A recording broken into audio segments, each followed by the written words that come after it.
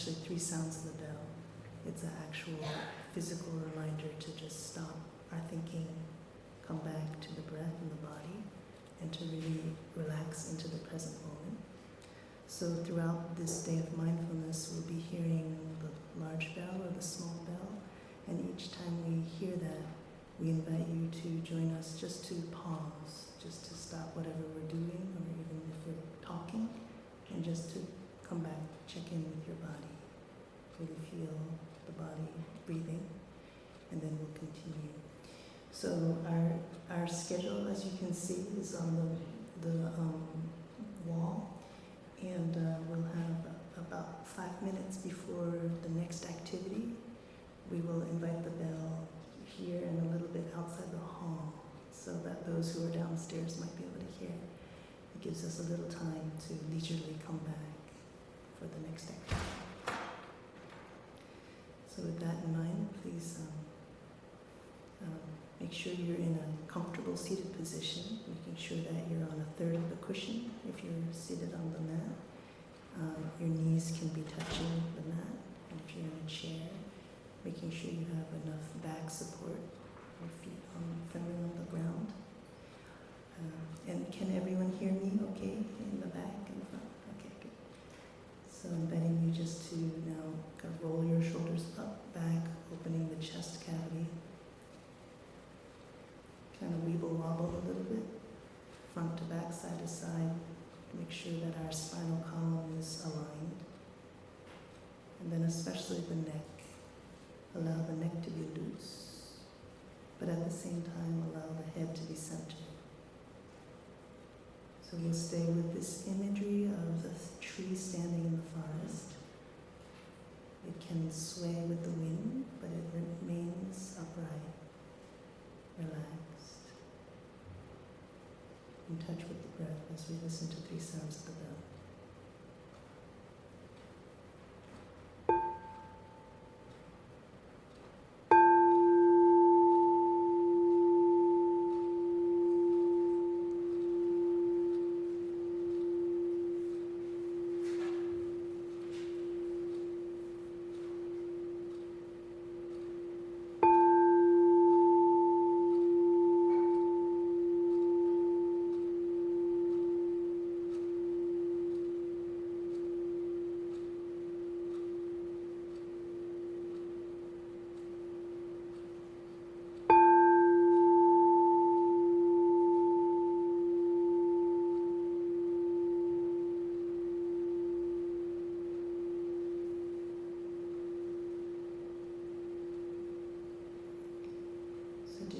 Today is November 1st, and we realized a little bit into the planning that we're firmly sandwiched between Halloween and the New York City Marathon.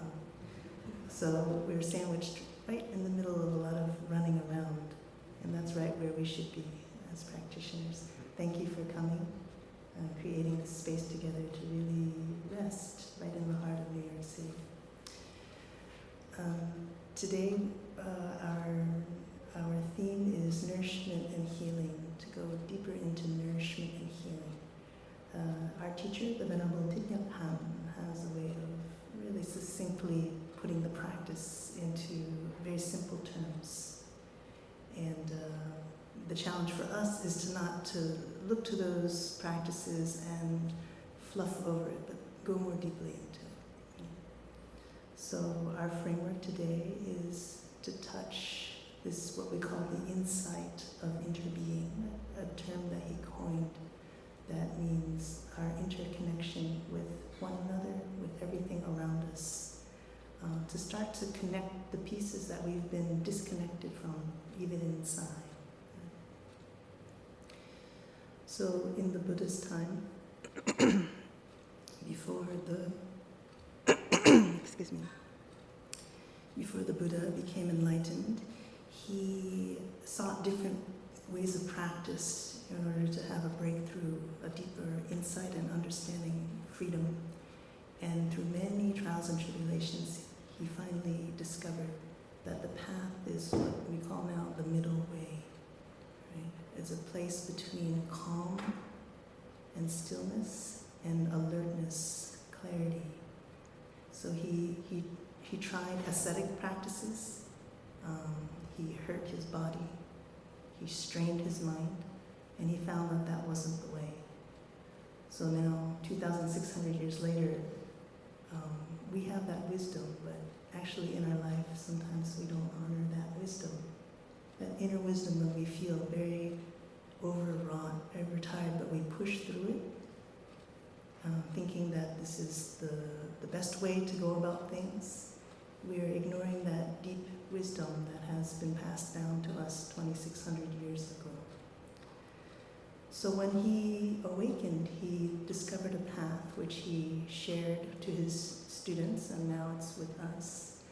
And it's best encapsulated by a sutra called the Anapanasati Sutta, the sutra on the full awareness of breathing.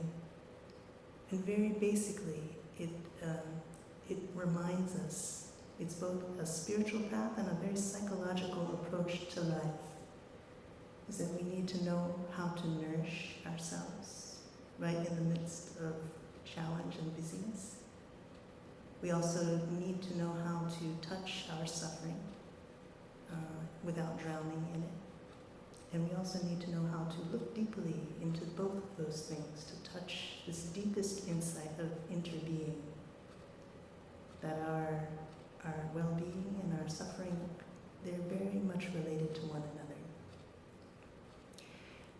In daily life, we don't have that reminder that suffering and wellness inter-are, so we tend to run after things that make us feel good, and we run away from the suffering.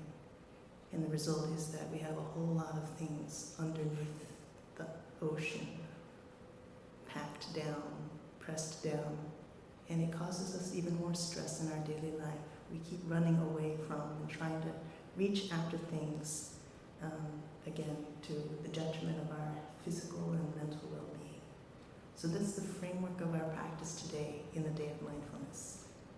How do we touch nourishment so that we are fresher, we can appreciate the things around us, and then we take that strength that we gain from that connection, and we turn inward or look more deeply into those things that have been causing us stress, causing us suffering.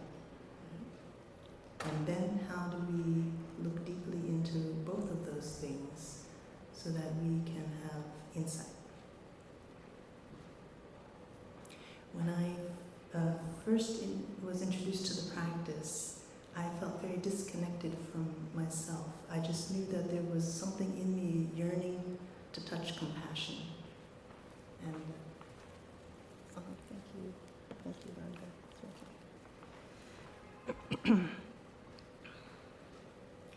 It was very damped down in me, and to the point where I had no other recourse than to look for a spiritual path, because no one around me was giving me this direction. And luckily I came into contact with our teacher's books, and I realized that there are people, communities, sanghas, who are actually living and practicing compassion, and it wasn't just a theoretical thing out there, and it gave me a pathway to open up my heart. So when I came to the practice, I was very disconnected from my own emotional self.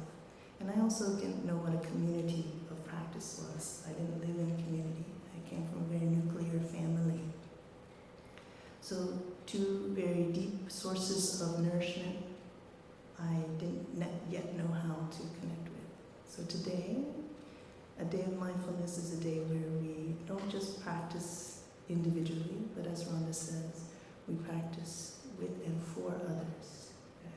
So we're aware that those who are sitting next to us and around us are creating this space of peace and safety for us to go deeper into, to feel more safe, to look into those things that we normally ignore or push down. So the nourishments that we receive inside are also the nourishments that we might touch in our relationships with one another, right? And also the things that we find yucky and icky inside of us are most likely also those things that we tend to touch in our relationship with others.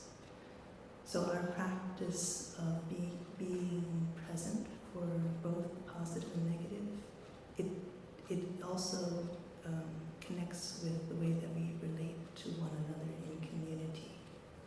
So we'll be exploring this process of becoming more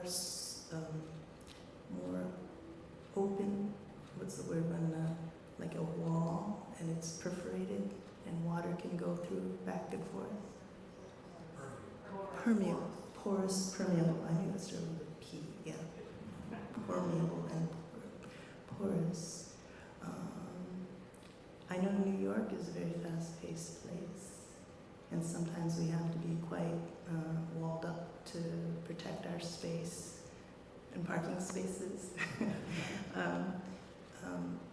But in our practice, we go counter to that tendency to get to the goal, but do damage sometimes to what's inside. So we open to learn how to communicate we touch first what's inside, and we learn how to communicate with one another. Again, what nourishes us about one another, but also things that are negative, the things that we feel regretful about, also the things that maybe could use some support from the other person. So it all starts with pausing.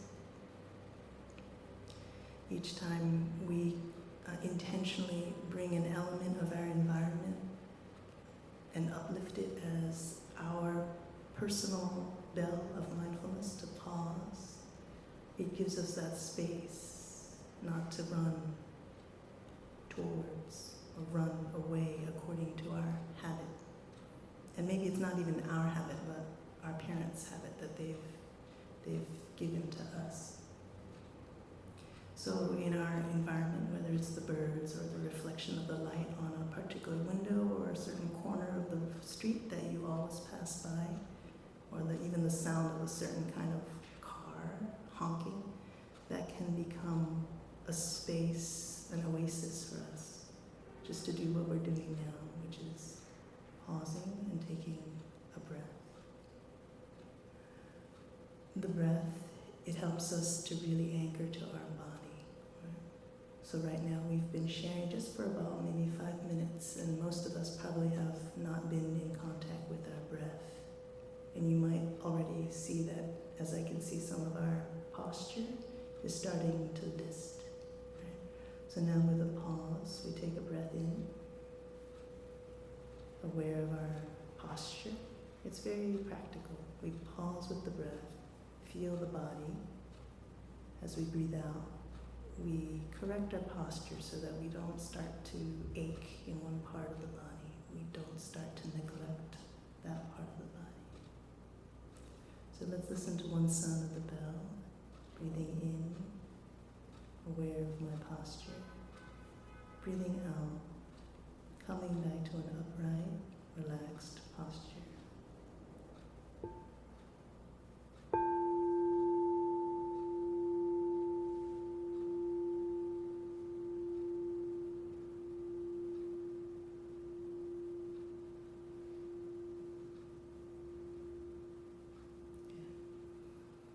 So we pause with the breath. We pause and we imprint ourselves in the presence, in the present moment with our breath. And in the midst of this pause, we become aware of what's going on inside. We become aware of what's well in the body. We become aware of what's well in our mind. Breathing in, aware that actually my back is feeling a little bit better today than yesterday. Breathing out, in touch with that. It already becomes something that nourishes us. breathing out, we become aware of our posture that's been supporting that feeling of well-being in the back.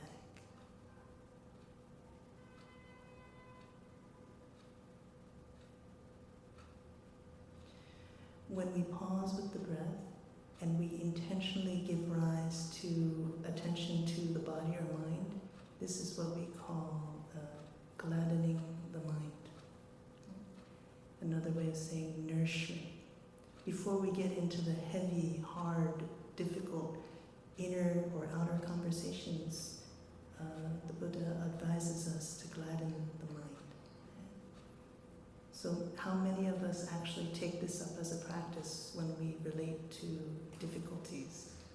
When you come up with a task that you have to do, and the first feeling is ugh. And how many of us take a pause right at that ugh and use that as our bell to intentionally practice to gladden our mind? Ugh, that's there. And at the same time, there are nourishments around us that we need to practice to be aware of, to lift us up, bring our energy up, middle way, come back to a place of balance, right? So let's just reflect for a little bit. I'd like to invite you just internally to name that ugh that you normally touch in your day-to-day life. It could even be a person or an activity. Okay, can I have a volunteer? Brave volunteer to share what your ugh is? Yes. Your niece. Okay. Your niece whose name is Ugh. Okay. Who else? Gina was smiling. You have an ugh? I have painful dry eyes. Your eyes. So that's an ugh. Okay, great. So these are two great examples where they then become, instead of the story that continues, it becomes an invitation to pause. We recognize, oh, my niece. But then we give rise to the intention to go, oh, my niece. Because niece has many different aspects around it, right? So there's the difficult aspects, but then there's other things that nourish us about that relationship or that opportunity to practice that relationship, right? The physical body is a very good example because right now, for example, I have, similar to what Gina's saying, there's a part of my body that gives me pain, which is my eyes and my headache right now. But actually physically surrounding those areas are parts that are quite well, like my mouth. And I can celebrate that. And it's not something superficial, because when I can feel that I don't have a cold sore, I'm very happy with that. And that gives me an energy to then hold and embrace and start to address the headache. That's why I really, really appreciate Rhonda's energy this morning when she came in and she shared from that place, because right away, in a collective way, I received her positivity and it lifted my energy up. Unfortunately, Rhonda can't be with me all the time. That would be so lovely. It'd be like a battery pack, right? But because that doesn't happen for all of us, we as practitioners, we're training to create those conditions of balance, middle way for ourselves in our daily life, when we're not in an ensconced, protective space like a day of mindfulness.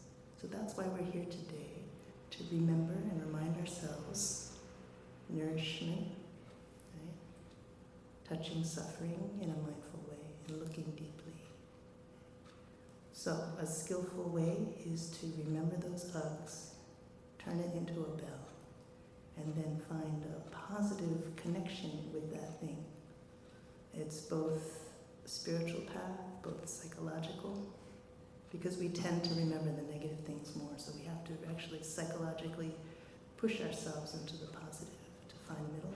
And it's also physiological. When we touch the positive, it gives us physical, mental, emotional energy.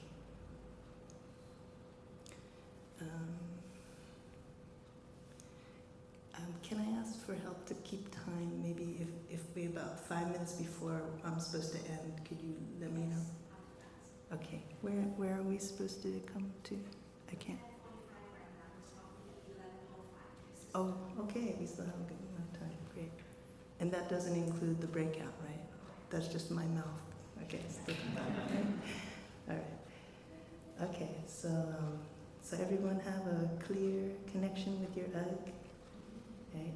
And at the very least today, I'd like to invite you to have a clear volition to relate to that ugh, not automatically, not habitually, but really turn that into a bell. Right?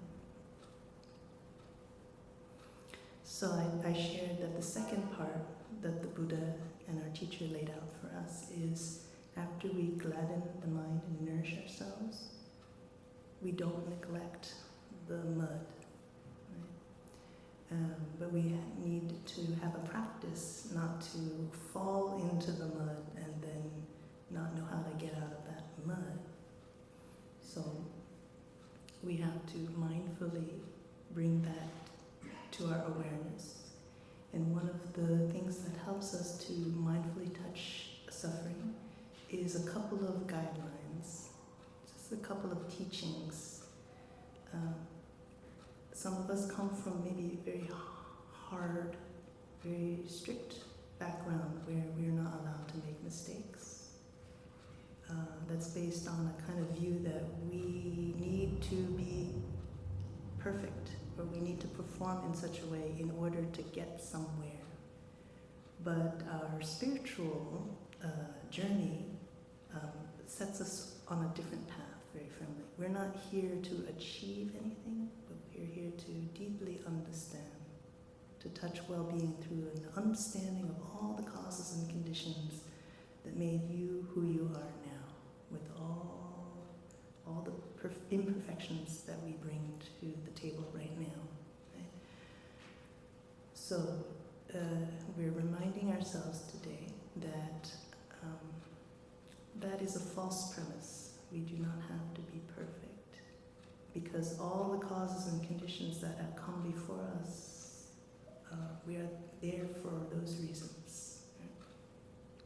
So first of all, non-judgment. When we touch a suffering or difficulty inside, the attitude that we bring to the table is an attitude of non-judgment. Right? Another way of saying it is, again, mere recognition. Oh, that habit. Oh, that habit. And I'm smiling to that habit. I'm not judging myself for that habit. That habit is there. Smoking, drinking, cursing, procrastinating. Those things are there because there are reasons. And we can only transform it deeply when we come at it from a place of love and presence to really look into it. Right? We can change it short term, but long term, those roots are still there. So the practice of deep transformation requires patience and love. So non-judgment, or just recognizing it, touching it, and having an attitude of compassion for ourselves. So it helps us now to face more squarely those things that we've been pushing inside the closet and not wanting to look at. Sometimes not even naming it is already that violence to ourselves.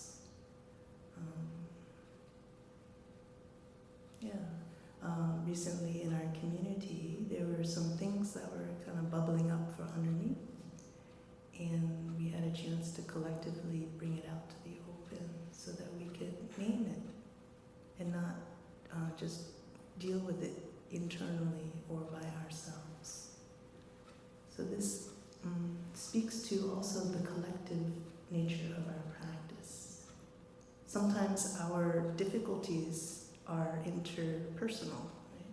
It's because someone is saying, thinking, or acting a certain way, it causes us challenge.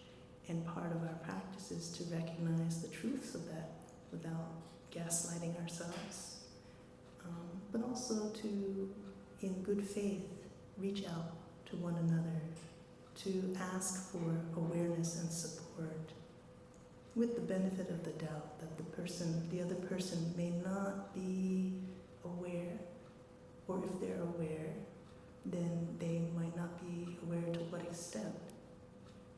Or if they're aware to what extent and they are actively pressing our buttons, they are not aware that the way they are acting is actually something harmful.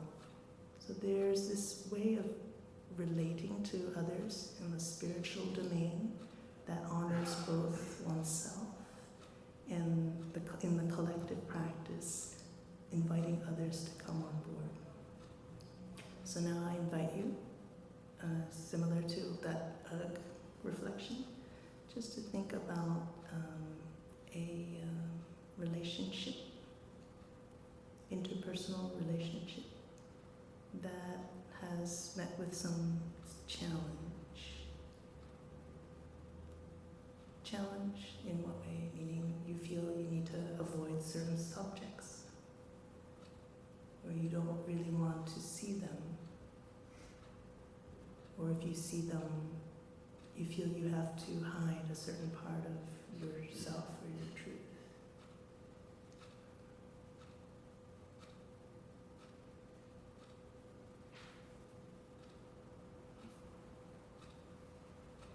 Inviting everyone to come back to the breath, check in with the posture. If you're feeling a little sleepy, inviting you to take a few deep breaths so you can feel the inflation and deflation of your whole torso.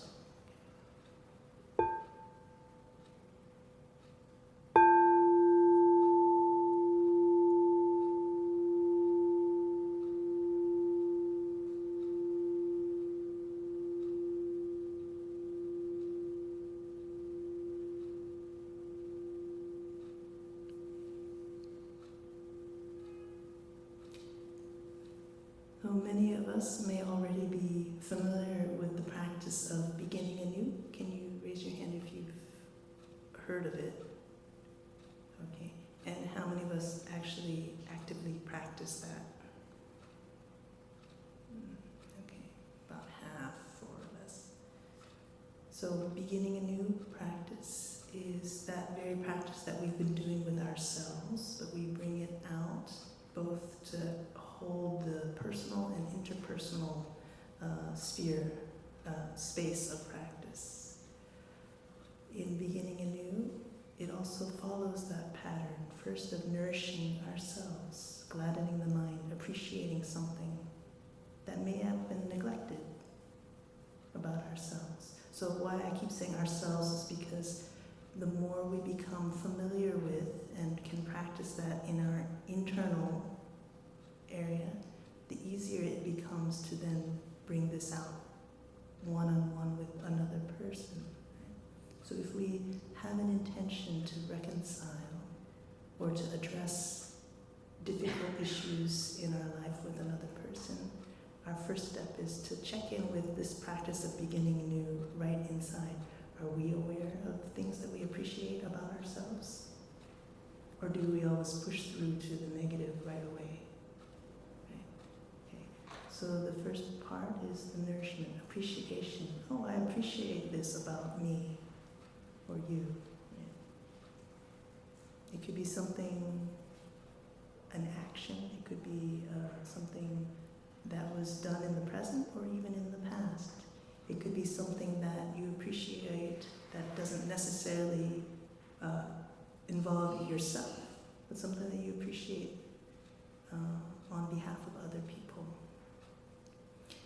He didn't open the door for me, but he really opened the door for another person that was very kind, like that.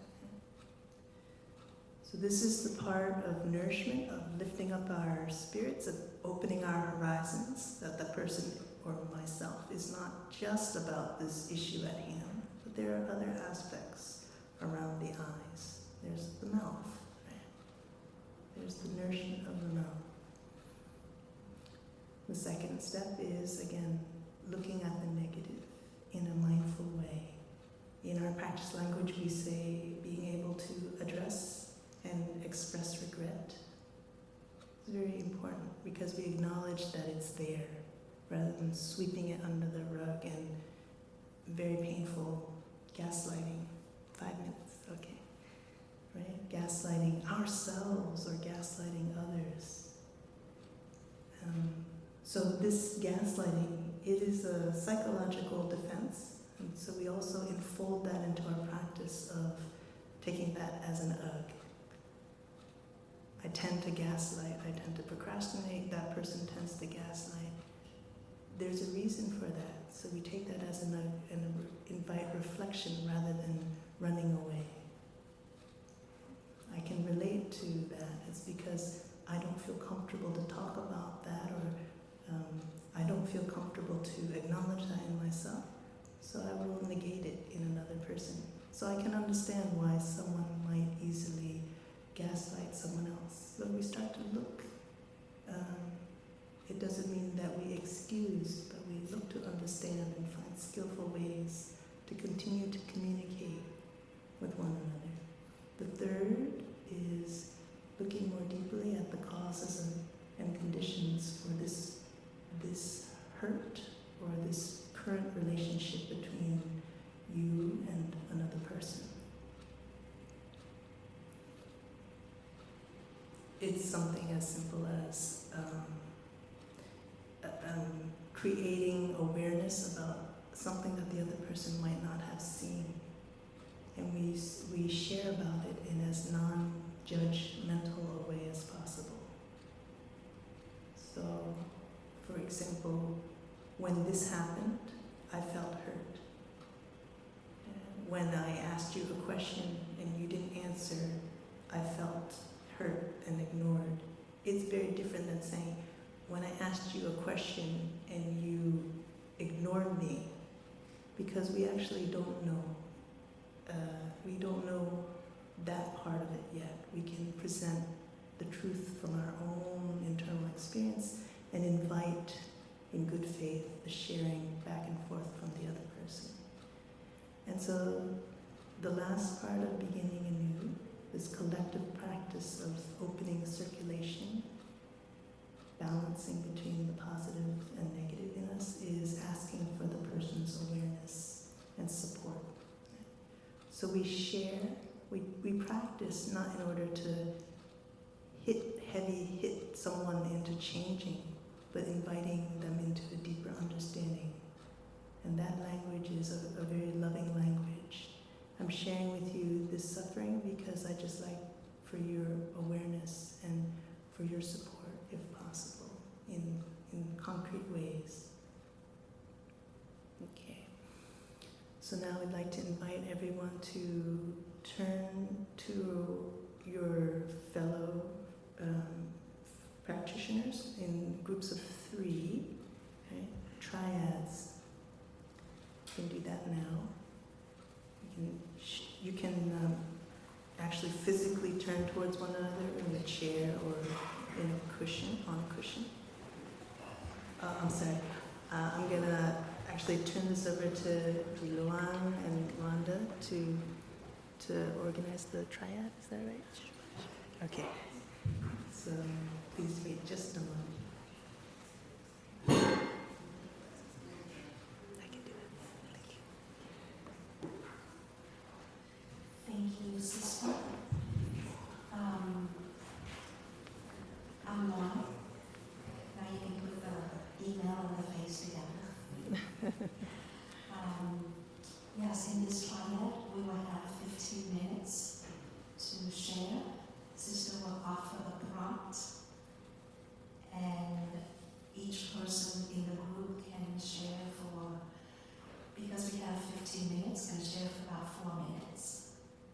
And then, would you like to do the time? Yeah, we'll have a small bell. Yeah, we have a small bell in about 4+ minutes. That way you can thank the 2 listeners, and then so you can decide who goes first, who goes next, and who goes last. So that 4+ minutes. And this is the time you can bring your voice into it. You've been here for a while and we haven't talked yet. So this is a time to really share your voice. And I just wanted to invite audience into a song first, to just collectively a song before you share your voice, right? So you know the song breathing in, breathing out? Wonderful. If you know the hand signal, please do that too, and among each other we